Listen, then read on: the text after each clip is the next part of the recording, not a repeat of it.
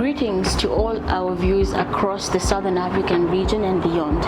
Welcome to our Scout Dialogues. My name is Sharon Kavo and I'm your host.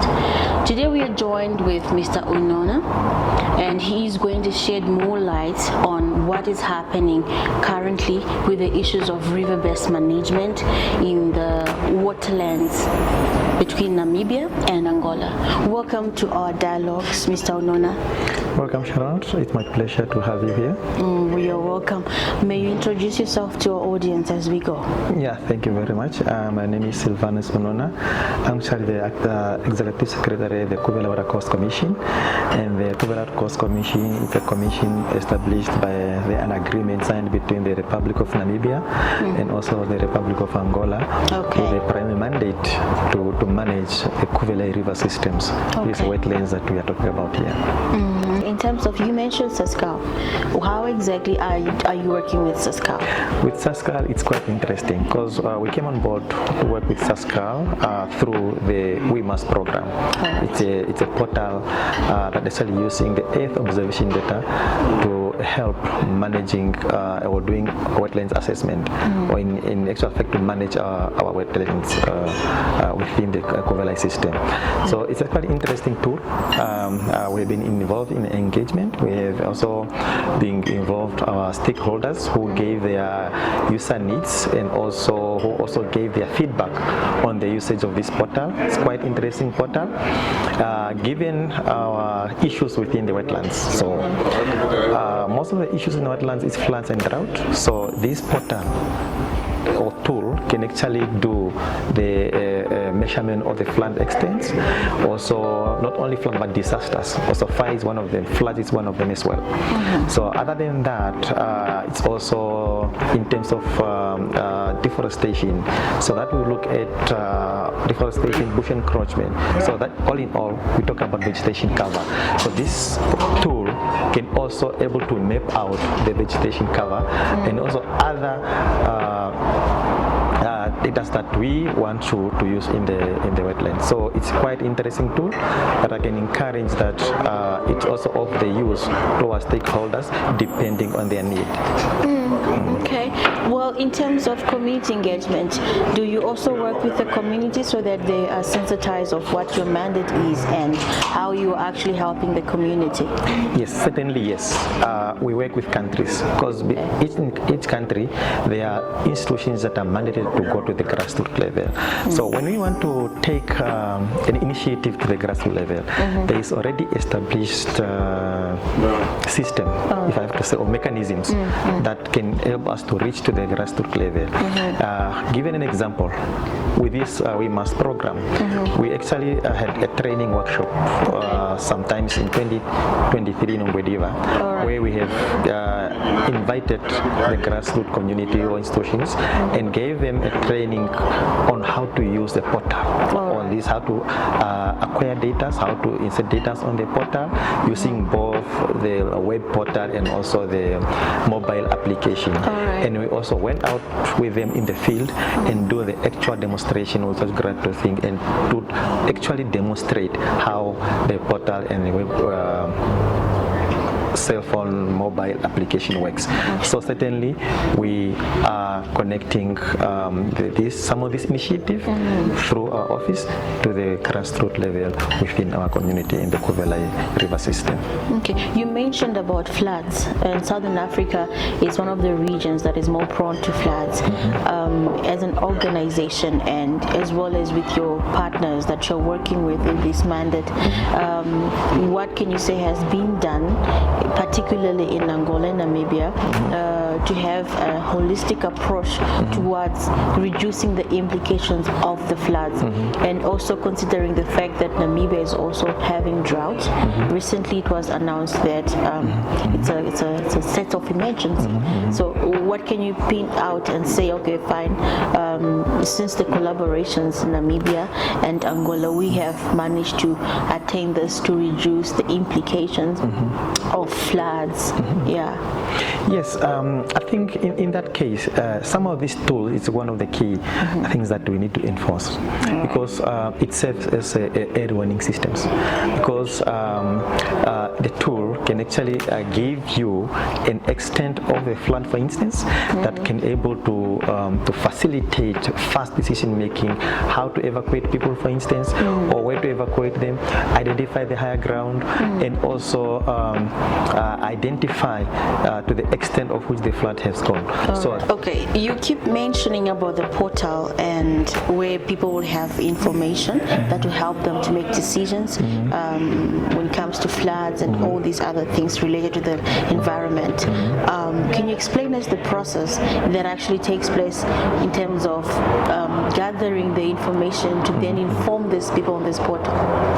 Okay, certainly it's quite an interesting process, because the portal have historical data already in it. Okay.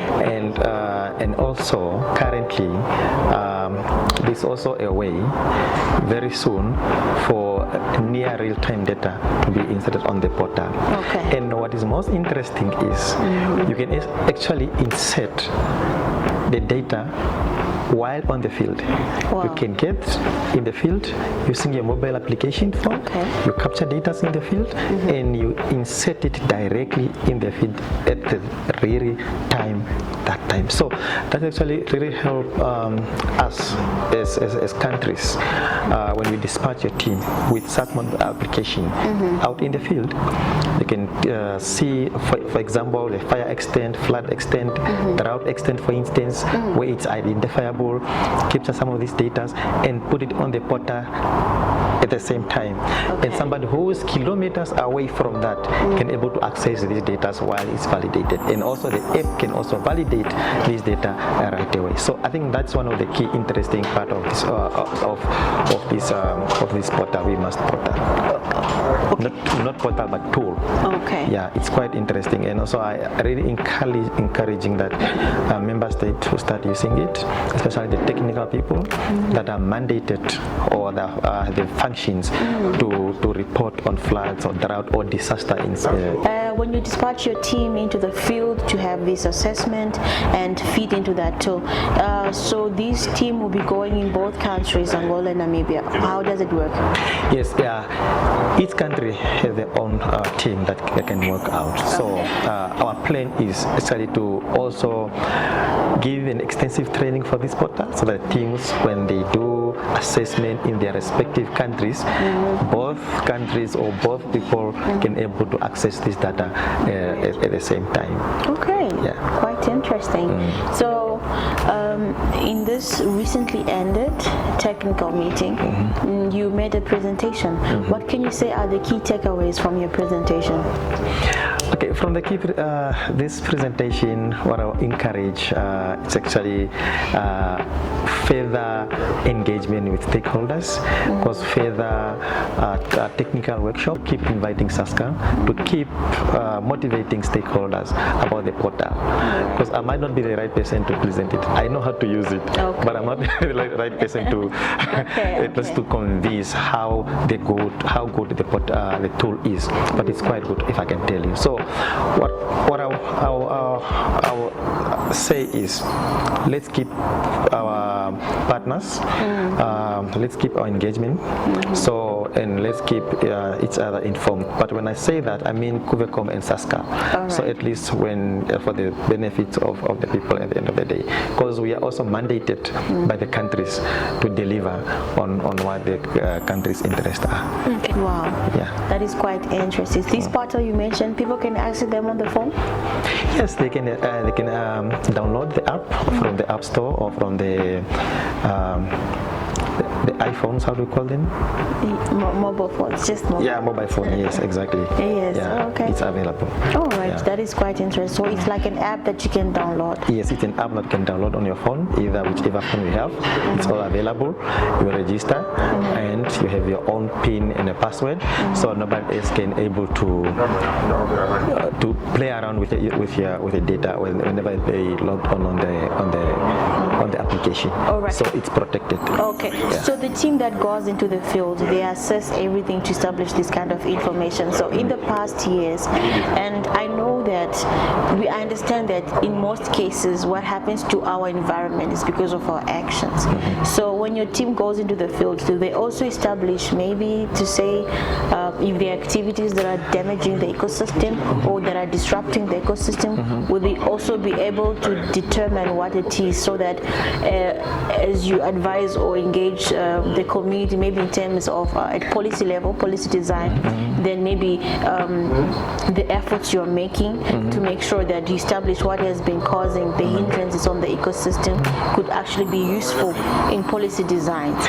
Yes, I would say yes, because whatever information that we get from the field using this tool, we can actually turn it into policy brief that you can able to inform our policymakers and able to formulate policies to ensure that no further damage to our environment is envisaged and so forth.